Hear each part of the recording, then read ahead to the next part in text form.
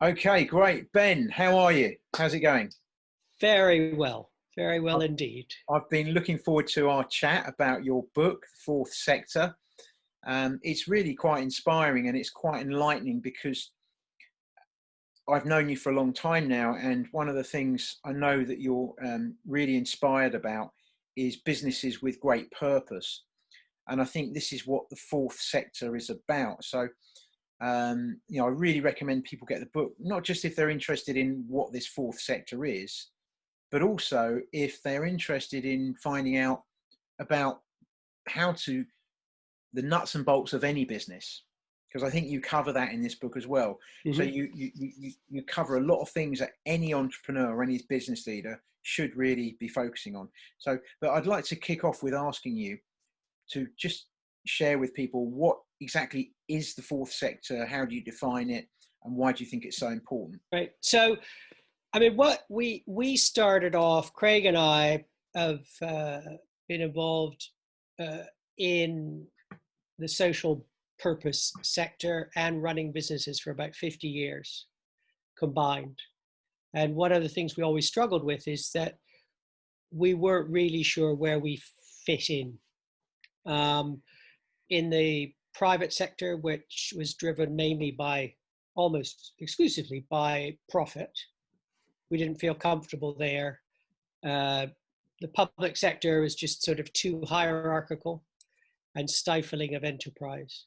And the not-for-profit sector is even more stifling of enterprise. So having been involved with starting two big charities, I got really frustrated by the limitations of creativity that the legal structure creates. So we always sort of felt we belonged somewhere else, but couldn't find anywhere. Um, we wanted something that sort of mixed business experience, the service of government, and the sort of compassion of not-for-profit, um, and allowed us to innovate while also being true to our social values. And so we set off on a journey and we started to meet people, and we always had a sort of mental checklist of who was it who would fit into this secret club, uh, defined not by a legal structure. And I think that's a crucial point we make in the book. Um, it's more about a belief system and an attitude. Uh, and we tried to sort of narrow down these people. And the checklist really started with, there are people who were very passionate about social justice, both generally, but often they had alighted on a very specific area. They tended to have a big idea, a way of sort of progress things, and convinced that their approach was better than the status quo. They were frustrated by, some of them came from the public sector, some of them from the private sector, some of them from the not-for-profit sector, but were frustrated by the limitations that they found there. And crucially, they also didn't like being told what to do. Yeah, the typical entrepreneur. Um, so there are all these people, and then we started to as we listened to them, they had a sort of common frustration, a common sort of things that were getting in their way, and we put them under sort of three headings. They were confused in some cases. We called it about leadership. Either they had a contradiction between their personal purpose and values and their organizational ones, or a confusion about who the customer was, often exactly what problem they were solving and where they were solving it. Then the people who were clear about that, then the next area, they were often confused about what their plan was, and particularly when it came to key areas of strategy, talent was something that really kept coming through again and again, and the frustration that these entrepreneurs felt often with the people that worked in their organizations, that they just didn't get it. And then even when they had these people that were motivated, the third area was a cultural problem about how do you create a culture of enterprise, a culture of getting shit done, really, in its simple terms, without being too hung up on being good and your goodness. So at the end of all of that, we came across a term called social enterprise, which has developed in the UK, has sort of led the world in a legal concept of a business that has both a social and a financial purpose.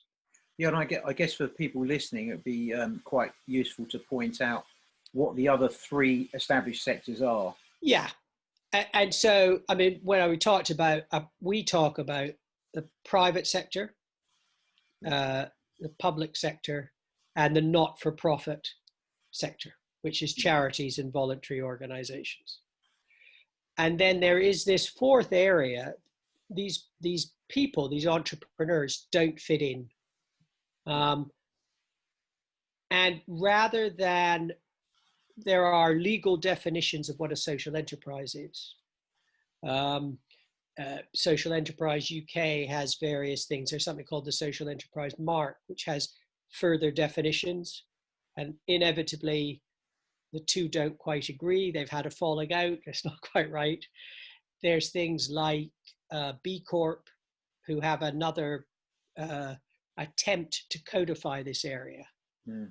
But fundamentally, it is about the people that lead these organizations and their view of the world that was key to us. And that's why we alighted on the term fourth sector and called the book Fourth Sector Entrepreneurs and Entrepreneurship and how to grow sustainable social impact, crucially without losing your mind. And that's the beginning of the book talks about the fourth sector and talks about these fourth sector entrepreneurs. And then the bulk of the book is just full of practical tips. So I guess one of the challenges is that people with a private enterprise mindset, if they want to have a more purposeful business, there's obviously some challenges there, because then if you look at the very purpose-driven not-for-profit sector, they're very inefficient in a lot of ways, aren't they? And they're always relying on handouts. And I guess that the fourth sector is trying to bring those two things together, so you have a business that's effectively a purposeful cause, a profit-making business that's a purposeful cause. Would that be a fair summary? I think so. It's about coming up with a trading solution to achieve social purpose. Rather than the charity one, but an enterprising solution. So could you give some examples of some of the social enterprises you've actually worked with, what they do, what kind of businesses they are?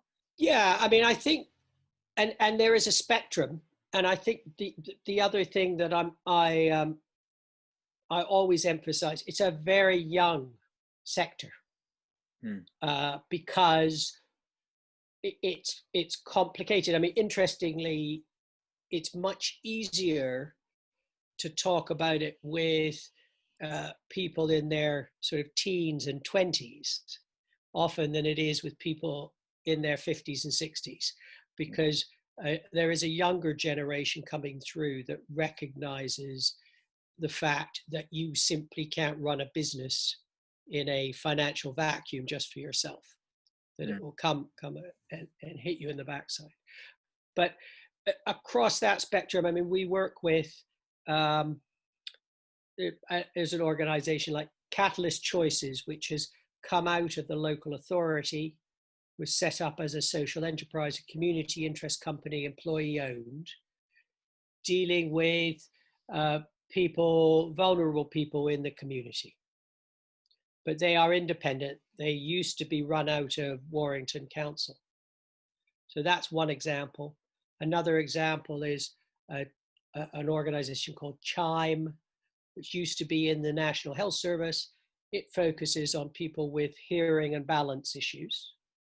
And both those organizations span out, supported by David Cameron's government, to become social enterprises. And they have a legal structure. They're owned by their employees, and they have what's known as an asset lock, which means they can't simply be sold off to the highest bidder. And there's certain rules over dividend payments, etc. So that's one example of a type of organization. Then we're also, another example is a business called HM Pasties, which is a business started up by an ex-offender who was inspired by the work that Timpsons have done with finding employment for ex-offenders, but also inspired by a passion for making Cornish pasties. Mm. So his dream is to make great pasties, to sell them both to, at markets, from shops, and wholesale through universities, football clubs, etc., but also give employment opportunities to ex-offenders. And it can expand all around the country. So his is a commercial business, but with a really crystal clear social purpose. Okay. I've got another example of a business called Alchemia, which has been described as the Islam Netflix. It was started by a producer, a guy from Walthamstow, used to work at the BBC and was fed up with the fact that the only representation of a religion and a way of life that he knew being peaceful and steeped in values were either terrorists or religious fanatics. And so he set out to curate a channel which presents a positive view of Islam from all around the world. So documentaries, films, drama series, children's programs. And his passion is connecting not just the Muslim world, but also the non-Muslim world to see Islam as a positive, which he does. Yeah. And that's a very clear social purpose. And then the last one, which is even more on a sort of traditional business, is two guys who've come up with a foldable bicycle helmet. So they're innovating to encourage people to get out on their bikes safely. And they're very clear about that social purpose, but they're also looking to make the bicycle helmet out of recycled ocean plastic. Okay. So it's a whole spectrum of people, but when you sit them all in a room, the commonality is they've got a great idea, they've got a social purpose, they have the commitment and courage of the traditional entrepreneur. And they're seeking a way to balance these two masters. Yeah. And for us, it's lonely being an entrepreneur. As you well know, you work with lots of entrepreneurs, but it's even lonelier being a fourth sector entrepreneur, because so many people don't understand where you're coming from. So what we're trying to do is create a micro world of people where people get each other, can support each other, learn from each other, and grow their social impact in a sustainable way together. Okay. I mean, what strikes me is that the potential for this sector is just enormous, because I myself have spoken to a number of younger people, and they want to be entrepreneurial, but they also want to make a difference. Yeah. I think the private sector and the non-profit sector fall down on someone who has those twin drivers. Yeah. And I think there are a lot of young people who want to make a profit, but they're not greedy. They just want to have a business where they make a profit and make a good living, but they really want to have a cause. They want to have a purpose to go with it. And the traditional structures of the private or the non-profit sector just don't fit that. And I think there are a number of other young people I've spoken to who say they don't want to go out begging for money to deliver their causes. Yeah. And that's a real driver for them. So I think, personally, I think the potential for this sector is massive. And I know there's the way things are in the world right now, there's going to be a lot of changes going on in the world. But so, yeah. The other thing that you talk about is, I mean, is, you know, lots of entrepreneurs, is just simply making money. Yeah. Isn't what floats their boat. Yeah. And the entrepreneurs who get there and have the Ferrari and have all the money and whatever are rarely the happy ones. Exactly. Yeah. The joy of being an entrepreneur is new ideas and challenging the status quo and finding a different way. And so for all the entrepreneurs we talk to, the purpose of making money is to sustain what they're doing, but to reinvest it back into the idea. Mm. And so what happens in the public sector and the not-for-profit sector, and indeed sometimes in the private sector, is you make money on a project and either the trustees say, oh no, you can't reinvest it, or, I mean, how often everybody who deals with government organizations, and at the end of the year, you have to spend all your excess to make sure you get the same money next year. Mm. Or in the private sector, the shareholders suddenly want all the profits because, or there's a hostile takeover, you know, and so, or you're forced to sell your business on to venture capital. And the whole idea of the fourth sector is it's about recycling this money to create sustainable social impact. And these entrepreneurs just, I mean, you talk to them all, they've got 20 different ideas of what they could do if only they had the money. Yeah. Yeah. I mean, and the thing I love about in your book, and you mentioned this about the clarity of the stakeholders, which is very different because you have the stakeholders are the entrepreneurs themselves, the team that are delivering the goods and services, and the community that they're serving. They're all equal stakeholders. And I think that's what makes this sector unique. And from what I can see, makes it more sustainable. Well, the interesting thing you say about that, I think one of the issues that we found, or you find with some social purpose organizations, is there is a difference between the beneficiary or the customer and the stakeholders. Mm. And we always talk about what customer are you serving? Because ultimately, in the fourth sector, like in a business, if you're not serving a customer with something that they're willing to pay for, you're not going to create sustainable impact because you're not sustainable. But the other thing is with what stakeholders in mind. And so you're creating this balance. It's difficult. I mean, I think this is not an easy route to go down, but then again, most entrepreneurs aren't interested in easy. Yeah. They don't get out of bed for easy. Yeah. What they love is the thrill of the challenge. Yeah. But it is very interesting when we talk about clarity of leadership. There are lots of people who are screaming about, oh, we're creating all this value, but they can lose sight of, I think a lot of not-for-profits can lose sight of, why are you doing that and who are you really benefiting? Yeah.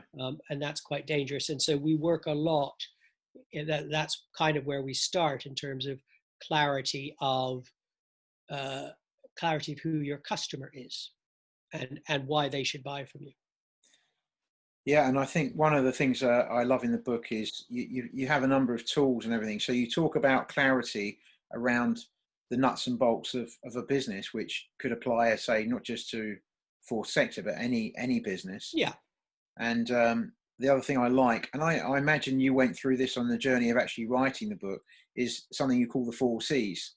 And I'll bring a thing of it up here so people can see. They can actually see the illustration, and on the illustration you've obviously got across that you've got these 4 circles: 1, commitment; 2, courage; 3, capability; 4, confidence. Yeah. And connecting them, you've got opportunity, inspiration, innovation, and learning.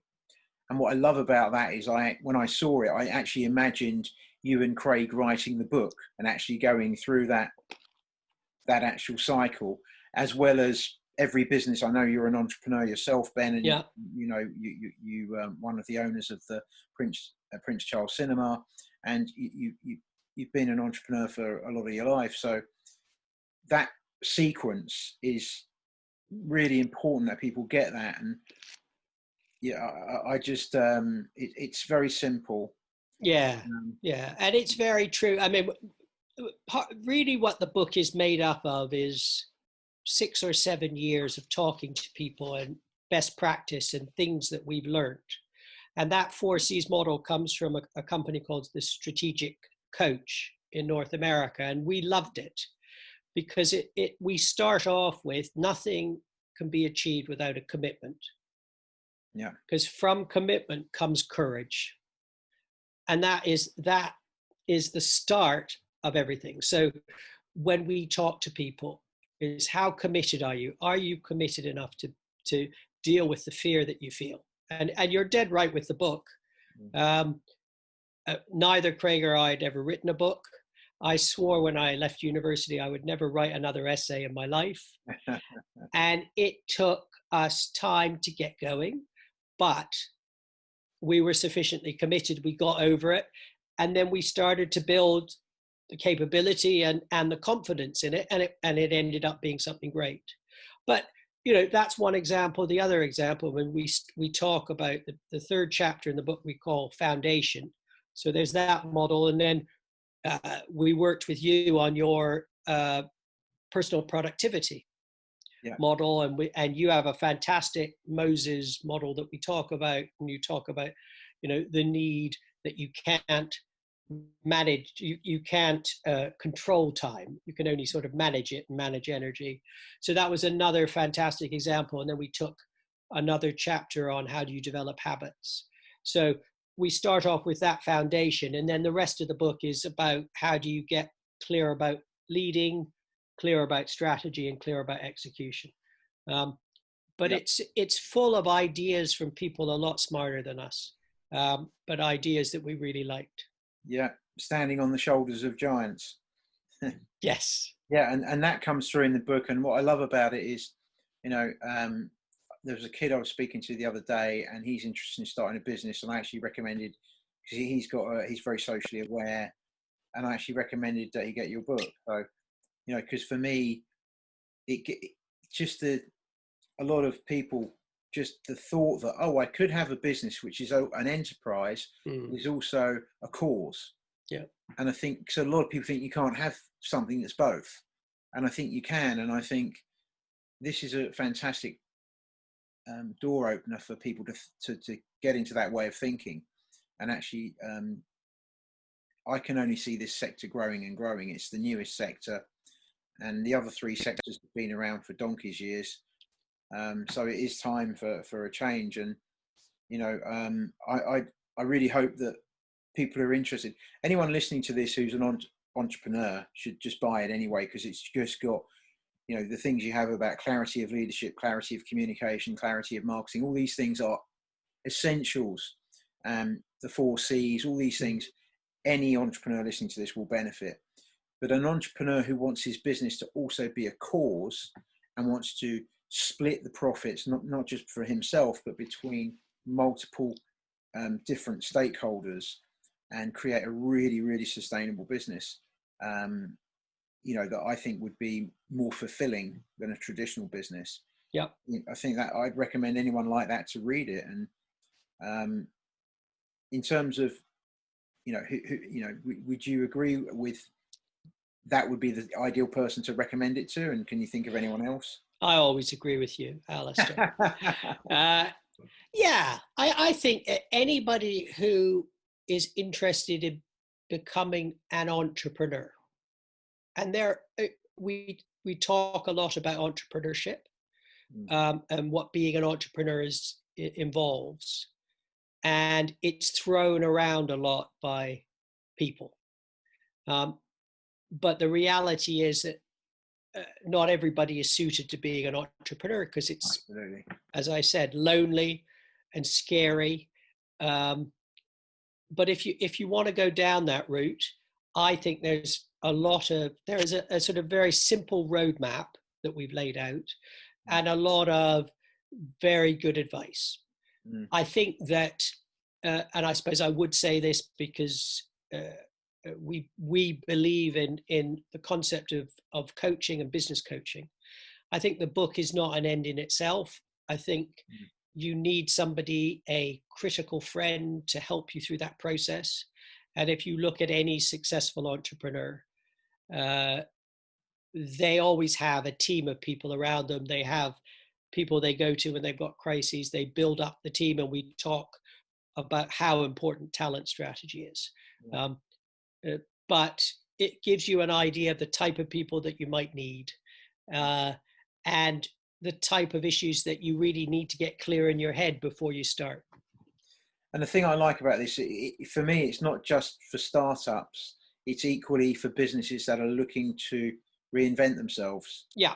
I think definitely. it's really important to get that, because I think there are a lot of entrepreneurs that are kind of fed up with the old model, and they know that they want something different. So, I'd recommend it to all those kinds of people. And yeah, I just really want to acknowledge you for, something that I think has the potential to be so vast. I mean, I'm hoping that by the time my children are old enough to start their own business, if they wish to do that, they have a quite natural approach to thinking, oh, I'll be a fourth sector business. Yeah. I think, and I'd love to see that part of everyday language. I think that would be amazing. Yeah. So would we. So yeah, yeah, well done on writing the book. And thank you. I'll leave a link here for people at the end of the video for. That's great. And we've got a website as well, which we'll have. And so anybody who's interested in getting in touch and talking about it, please, the more the merrier. Brilliant. I'll leave the links at the end of the video. Great. So thanks for the interview. And yeah, I look forward to hearing more. Lovely. Thanks a lot, Alistair. Take care.